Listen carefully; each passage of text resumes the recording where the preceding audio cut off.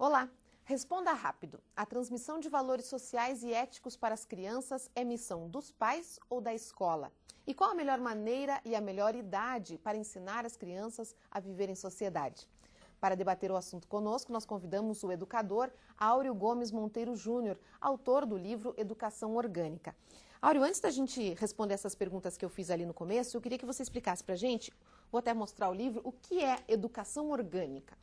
Bem, educação orgânica é uma nova maneira de estruturar uma visão de educação voltada para a sustentabilidade, para o equilíbrio, para a formação de valores, mas principalmente voltada para essa contemporaneidade que a gente vive, que é uma contemporaneidade que valoriza a velocidade da troca de informações.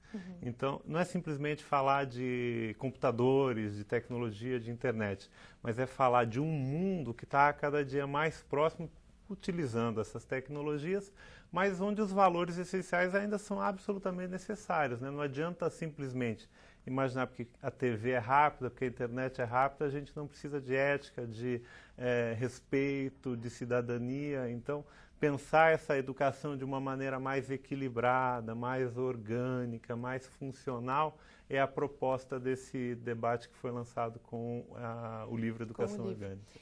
Esses valores estão se perdendo, você acha, por causa dessa velocidade? Eu acho que sim, eu acho que tem várias questões que precisam ser pensadas, né? Primeiro, a velocidade, ela não substitui a qualidade. Então, é claro que em outros tempos, em outros momentos da história, também entraram tecnologias na vida das pessoas que fizeram com que a informação transitasse mais rápido, né? Eu sempre brinco, eu digo que lá no Império Romano, provavelmente, eles se consideravam um império globalizado, porque eles tinham domínios que se estendiam, né, da Ásia até a Europa, né, até o norte da Europa, só que a velocidade com que, por exemplo, uma lei, uma notícia, uma informação, uma determinação transitava entre um ponto e outro do império era muito menor do que a que acontece hoje.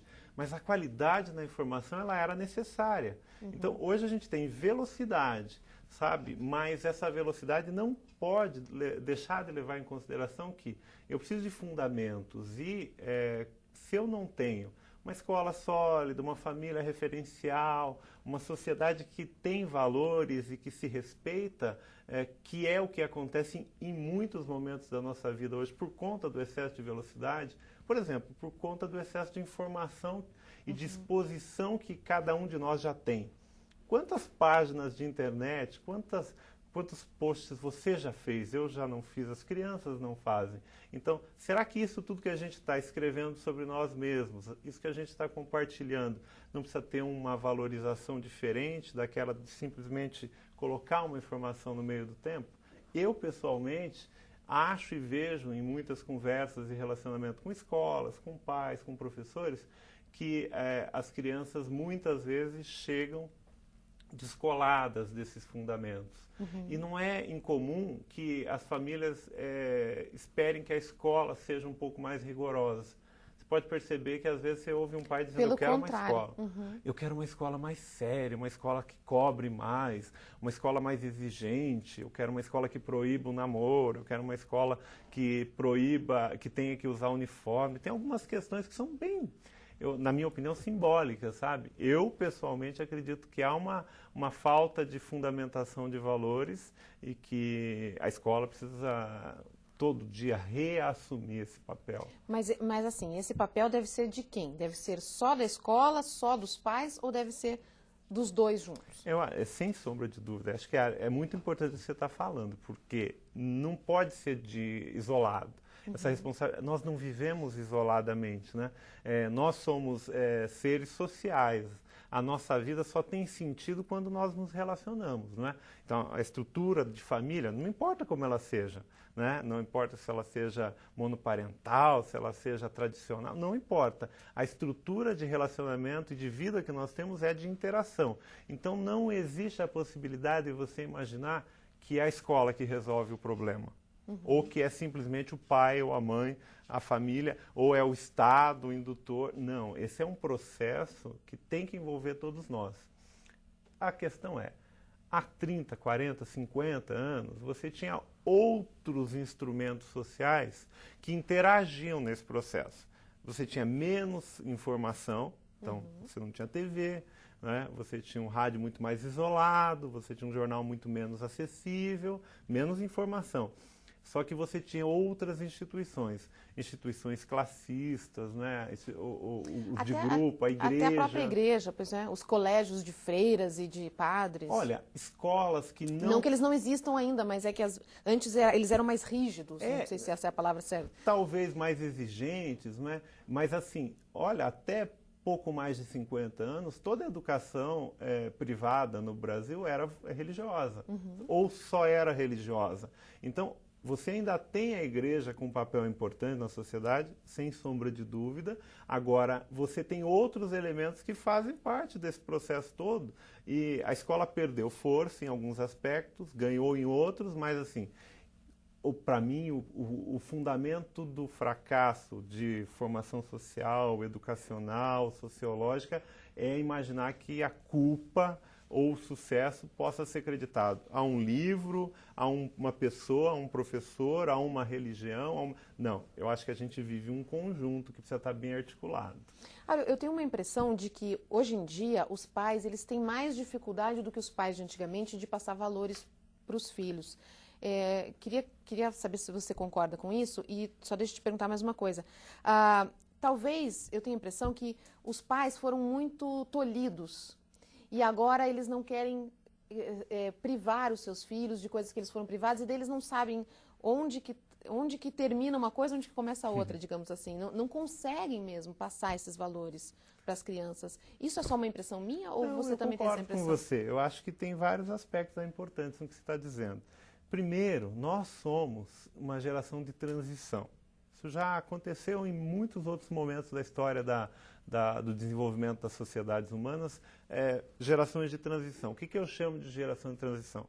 Nós não somos nem analógicos e nem totalmente digitais. Nós sabemos usar tecnologias, mas nós não somos totalmente... Nós não nascemos com o olho aberto. Eu, pelo menos, que devo ser mais velho que você, não nasci com o olho aberto, né? Então, ainda levei lá uns 5, 6, 7 dias, minha mãe deve saber com certeza, quantos dias eu levei para abrir os olhos. Hoje, a criança nasce com o olho aberto. Então, o que acontece? Nós estamos numa etapa de transição entre gerações que nasceram num contexto de falta, que, veja, tem a ver com o momento histórico que o país vem vivendo, não é? Porque nós nascemos no momento em que o consumo era menor, os acessos eram menores. Eu, por exemplo, que nasci no interior, é menor ainda. Né? Então, esse processo vai diminuindo agora, porque o país está se desenvolvendo melhor, a exclusão está diminuindo, a redistribuição de renda melhora, ainda que devagar, mas melhora. Esse aspecto econômico, muitas vezes as pessoas não se dão conta que faz uma diferença marcante no contexto cultural. Então, eu acho que não é que o pai tenha dificuldade em estabelecer limites, ele tem culpa. Nós somos de gerações que convivemos ainda com a transição da culpa, porque a gente, eu não tive, meu filho tem que ter. Né? Agora tem muitos pais que já perceberam ou percebem ao longo do tempo que essa não é uma solução consistente, duradoura, né? Ofertar para você, porque eu não tive, né? Ofertar para o meu filho e daí achar que eu resolvi o problema. Porque veja, sabe, isso não funciona por vários motivos, mas um que me chama a atenção recentemente é uma conclusão, uma constatação pessoal que eu venho tendo, que é a seguinte: a perspectiva de futuro das nossas crianças hoje é absolutamente distinta daquela que nós tínhamos. Então, talvez a mídia nos ajudasse, né? Então, talvez a gente visse lá o Guerra nas Estrelas, o Star Trek, visse os intercomunicadores, o celular, as coisas, e achasse, nossa, nosso futuro é isso, nosso futuro vai ser um carro que voa, roupa prateada, comida em pílulas. Mas há 20, 30 anos, nós olhávamos para frente, nós, crianças, tínhamos uma perspectiva de futuro que estava mais ou menos estabelecida para nós. Hoje, eu posso, não vou dizer que eu desafio, mas eu provoco as pessoas sempre que eu posso a fazer o seguinte: tente perceber qual que é a perspectiva de futuro dos seus filhos, das nossas crianças que estão na escola. você vai se assustar ao descobrir que a maioria das nossas crianças não tem uma visão de futuro. Não olha para daqui a 20 anos porque e pensa e a que vai ser... consequência disso é o quê? Falta de limite, falta de compromisso, sabe? Falta de limite com o consumo, falta de compromisso com as relações, excesso de liberdade, não no sentido de que a gente tem que tolher a criança, mas no sentido de que, bem, não importa o que eu faça, vai continuar existindo tudo do jeito que eu faço. E as pessoas acabam ficando mais intolerantes também, umas com as outras? O pai outras? fica muito tolerante e o filho fica intolerante, intolerante, sabe? Porque daí ele começa a não ter esse limite do que pode e o que não pode. Bem, nós estamos aqui sendo extremistas, Sim, né? Claro. Porque também tem muita gente que vai pelo meio do caminho. Estão né? meio reféns, né?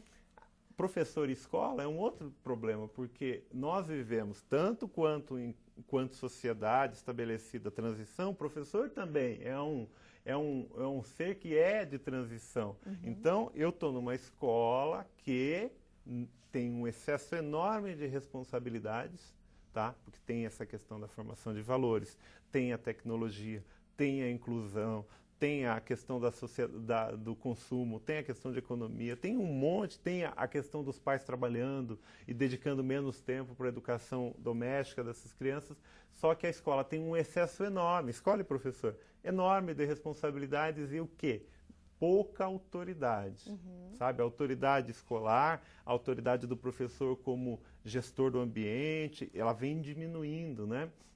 Ela vem sendo tolhida em muitos aspectos. Então tem muito professor amargurado, até no mau sentido mesmo, não num bom sentido, amargurado porque não consegue estabelecer limites. Ele tem uma dificuldade, eu não posso pôr de castigo, eu não posso exigir, então, mas posso... eu quero te perguntar uma coisa que é o seguinte, eu vou te perguntar, vou deixar para o próximo bloco. Tá. Quem deve dar essa autoridade à escola? Quem deve dizer assim, você tem que respeitar o professor, se o professor manda você fazer uma coisa, você tem que obedecer, tá? Então não responda ainda no próximo bloco, é um instante só.